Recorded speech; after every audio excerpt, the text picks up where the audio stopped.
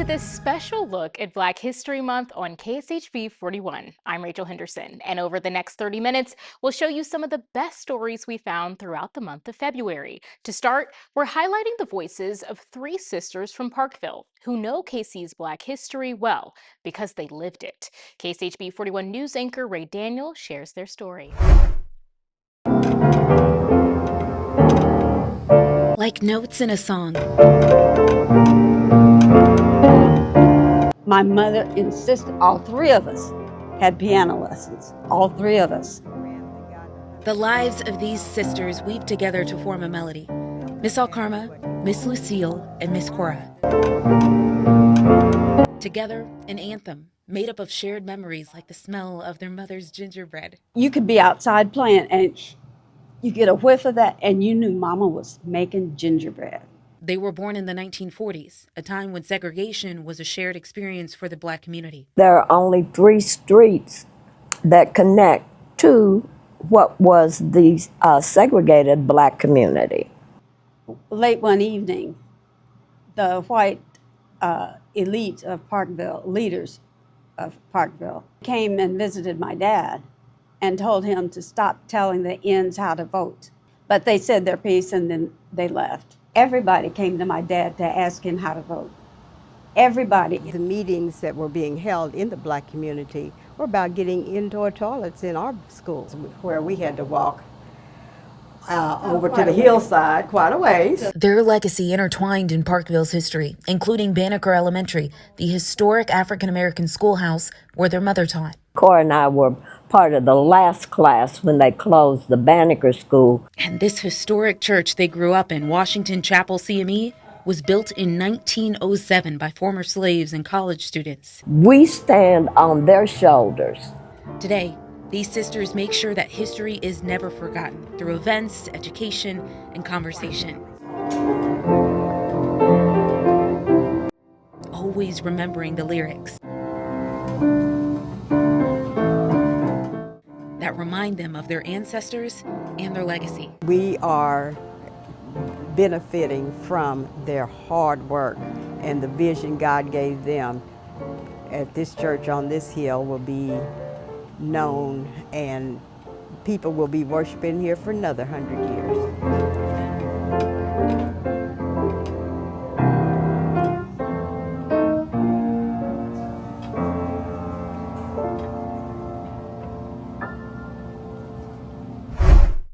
Every year, February 23rd is known as McCallop Family Day in Shawnee, Kansas. The McCallop name is intricately intertwined in our region's Black history. I spoke to a member of the family about the life lessons she learned from the generations before her.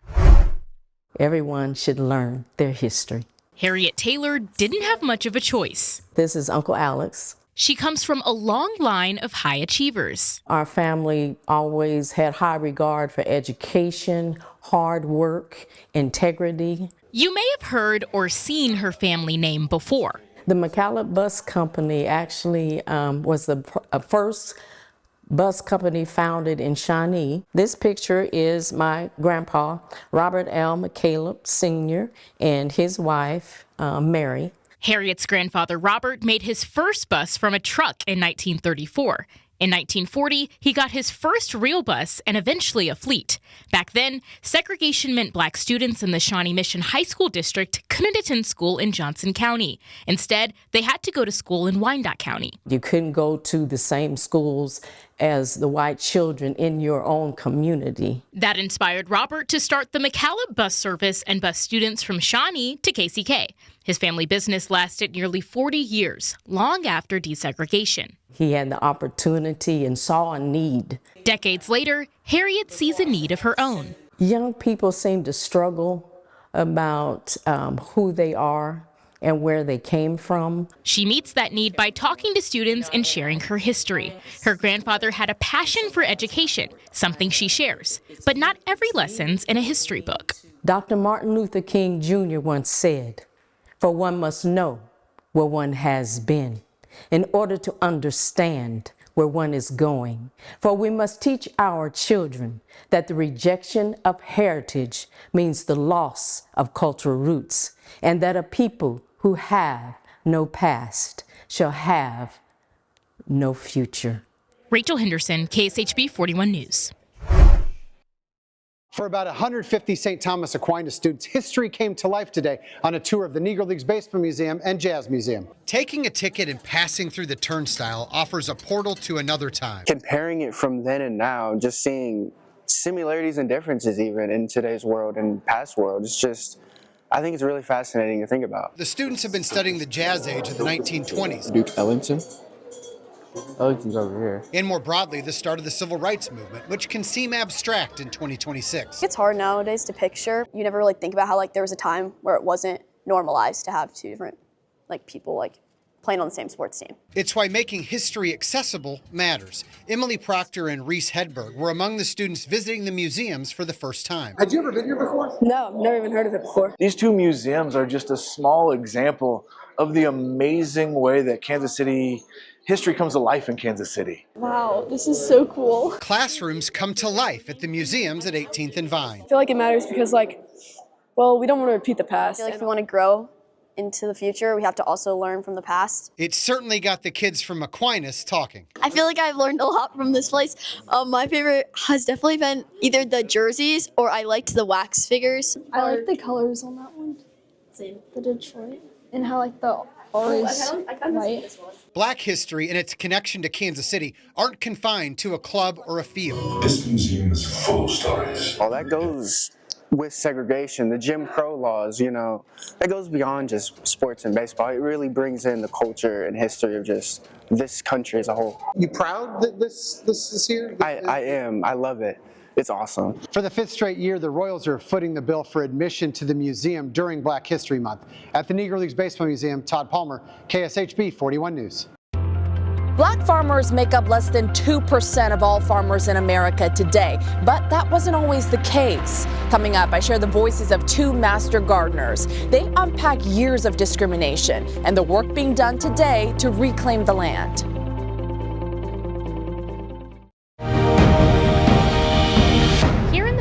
You've likely heard of Ruby Jean's Juicery. The business at 30th and Troost focuses on healthy foods. KSHB 41's Kansas City reporter Lenita Brooks explains why that focus is so important to the business's owner and the Black community. Most of my tattoos are about my grandma. This is her porch, and I'm looking at my arm like, man, I miss my grandma. Grandma, juice, health, purpose, grandma, juice. Oh my God, I know why I'm here. I know why I'm here. It was that thought that sparked a movement. Access to well-being, to the knowledge of a healthier existence is the most important thing that exists. Chris Good's health journey would start with a trip to LA. His friends who were on juice diets showed him the documentary, Fat, Sick, and Nearly Dead. In that moment, a light went off. I'm like, oh my God, this guy was able to change and save his life himself in 60 days. My grandma lived 61 years and she never realized that, oh man, this soul food is killing me. His grandmother, Ruby Jean, passed away after a battle with type 2 diabetes, high blood pressure, and kidney disease. That would be a pivotal moment in his life. I made this mental note to myself that, man, people gonna know about my grandma, they gonna know who she was, who they were, and I didn't know what the mechanism would be. It would turn out to be health, an issue that not only his grandmother struggled with, but the Black community as a whole. Black and brown neighborhoods often lack access to healthy and fresh food. We are the #1 juice brand in the entire state of Missouri. From this inkling of thought, this passion, this desire, this longing for my grandma, this love of healthy food and juice, to be able to turn that into, such a statement, such a mission is beautiful. In Kansas City, Lenita Brooks, KSHB 41 News. Black farmers own less than 1% of all farmland. For generations, they face discrimination when it comes to access to grants, wages, land ownership. I spent the morning with two Kansas City farmers who grew up in the 60s. They remember. They told me about the work that they do with the youth today, hoping for a better future. All of a sudden, they started coming in and tearing down these little homes. Dr. Barbara Johnson is fighting to keep her Kansas City neighborhood. Her family settled here in 1961 after fleeing the Jim Crow South. She was 16 years old. If I'm 80, think about it.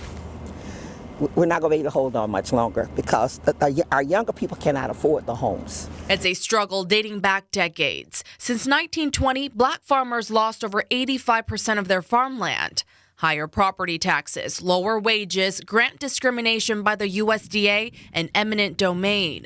Barbara's father lost his property in Knoxville, Tennessee. That's why they came here. Can you imagine them walking in and says, we're going to take all that land you have that raised 14 of us and walk away for about $6,000 for all that land? I mean, it would be like taking all of this from my papa.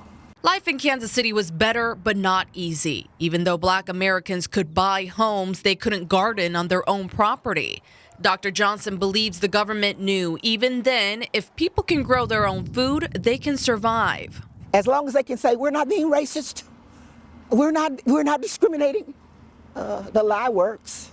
We have got to take the land back, teaching our children to farm, period.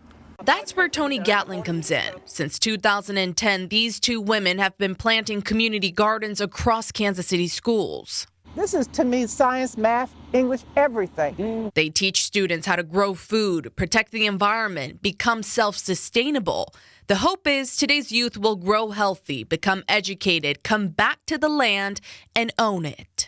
The young Afro-Americans here, Miss Tony, you're taking us back into slavery time. Miss Tony, why are you gardening? You're pushing us back from the science of it, from the math of it, from the legal part of it. You need to look at agriculture as a broad career field. Reversing generations of discrimination will take time, but Barbara and Tony are planting seeds of change today in hopes of harvesting equality tomorrow. That's why I'm so committed. Food is a first order. Jian Kim, KSHB 41 News. Earlier this year, Kansas City lost one of its fiercest advocates and most dedicated musicians. Anita was really well known for moving forward on things. She was kind of no nonsense. She saw the history of Kansas City's African American community truly as a national and global treasure. Coming up, we're sharing the story of Anita Dixon Brown through the voices of those who knew her best.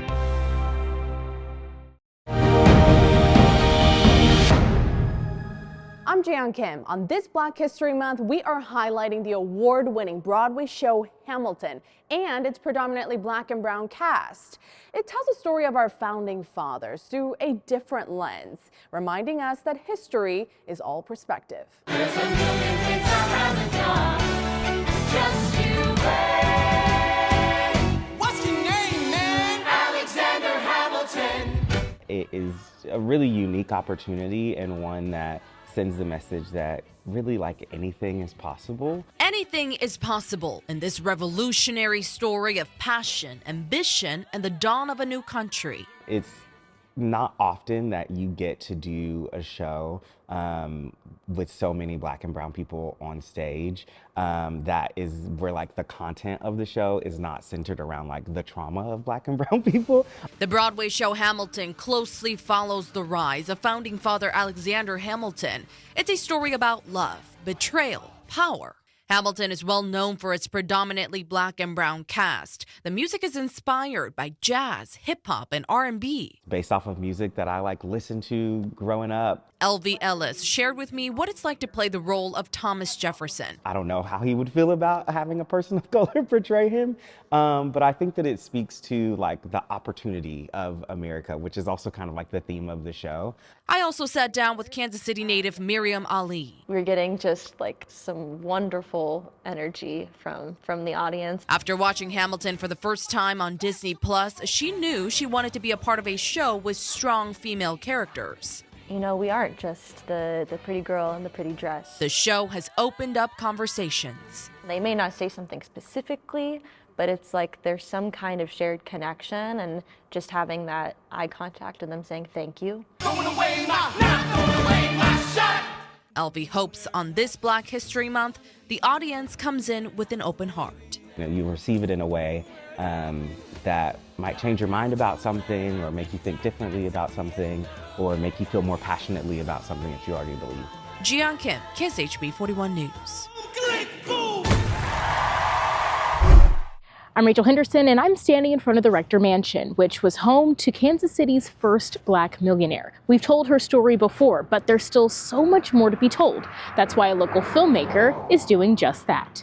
I feel like sometimes there's points in history that are forgotten. And stories that get tucked away, boarded up, and left untouched.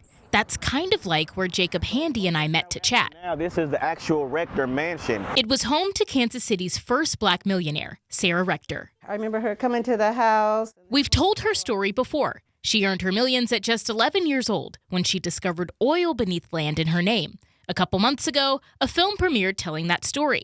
Jacob hopes to dive deeper into Sarah's adult years in his film. This story here, Aunt Sister, is told from the perspective of the aunties of the family. They're at a dinner table and they're just having, normal family talks, and they're going back in time. Hence the name Aunt Sister. Sarah's actual family is featured in this film. The roles they played were just roles of themselves. He worked with the Kansas City PBS to direct, write, and produce this docudrama. You have to get everything so accurate. Cinematographer Sam Jones says Kansas City offers unique visuals. A lot of us want to continue to make films here, and it seems like there's a big push even within our government here in the state to allow that to happen. He and Jacob hope to build a foundation on accuracy. I think what really sticks with me every time I do Black history is the inaccuracies around the information out there. Correcting that history is a two-way street, Jacob says. I want people that view it go out there and be inspired to go out and do a little bit more for themselves, their families, and their communities. And maybe have their own chance to uncover more stories. The film premiered on February 26th, but if you missed it, you can still watch it on the Kansas City PBS station's app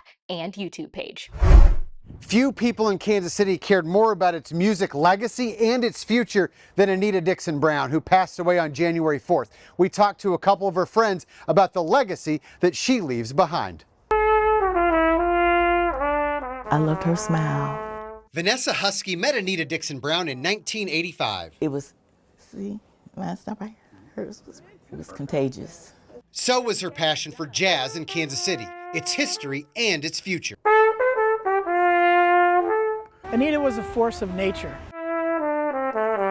Everywhere I went, I would see Anita, and she was always just full of energy and passion. Jacob Wagner co-founded Creative City KC with Anita, and Michael Corrigan worked with her on a range of projects. Anita was really well known for moving forward on things. She was kind of no nonsense. She saw the history of Kansas City's African American community truly as a national and global treasure. I don't think we have anybody as passionate as her. The city of Kansas City, Missouri is a member of the UNESCO Creative Cities Network, the first city of music in the United States recognized by UNESCO, and that is because of Anita Dixon Brown. Anita wanted young musicians to understand Kansas City's jazz heritage. To see how incredibly special where they live is. And for the world to see it this summer during FIFA World Cup 26. I want people to take away that we were not only a city of sports, but that the cultural experience was just as high. It's my hope that the city rallies behind Anita's mission and really pushes that music initiative when these visitors are coming this summer. Anita's life continues through the legacy, through the music. And I absolutely 100% believe that Kansas City is better because of her work. In Kansas City, Todd Palmer, KSHB 41 News. Still ahead, meet the queen of KC two-step. 1, 2, 3, 4, 5, 6. It's a culture, it's a way of life. It's only done here. We'll show you how this dancing queen is passing the beat to a new generation.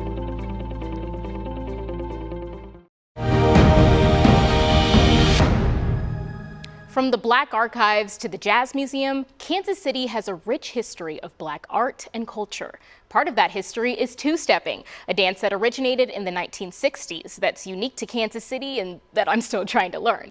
Dee Barker, also known as the Queen of KC Two-Step, says it's important to keep these traditions alive. If we don't pass it on, it's going to die.